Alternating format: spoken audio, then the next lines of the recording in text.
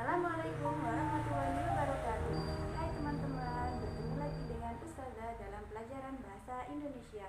Semoga kalian tetap dalam perlindungan Allah Subhanahu wa taala. Amin ya rabbal alamin. Nah, pada kesempatan hari ini kita akan membahas tentang ulasan.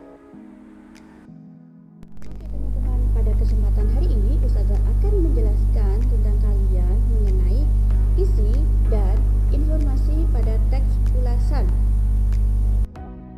Pertemuan sebelumnya Ustazah sudah menjelaskan bahwa tanggapan, penjelasan, komentar, tafsiran terhadap suatu hal, baik itu berita, buku, karya seni, film, dengan tujuan untuk mengetahui kelebihan dan kekurangan objek tersebut dinamakan dengan teks ulasan, teks resensi, tafsiran, interpretasi, apresiasi, dan review.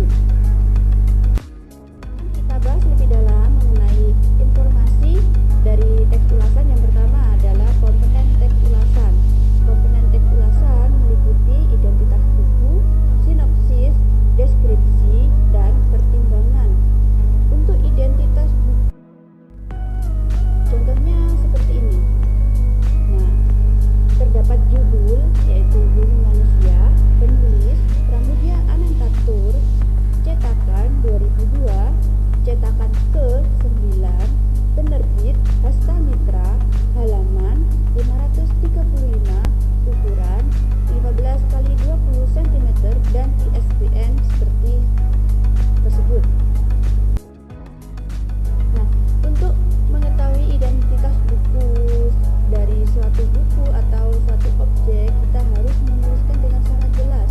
Yang pertama, judul novel bisa kalian lihat di awal halaman buku. Kemudian penulisnya juga sudah tertera. Yang ketiga ada penerbit yaitu Hasta Mitra. Kemudian tahun terbit atau cetak. Biasanya ada yang menyebutkan hanya tahunnya saja, adapun yang menyebutkan lebih lengkap seperti tanggal dan bulan.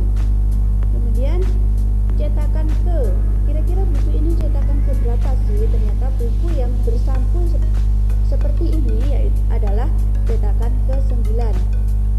Selanjutnya ukuran buku ini 15x20 cm, halaman yaitu 535 halaman.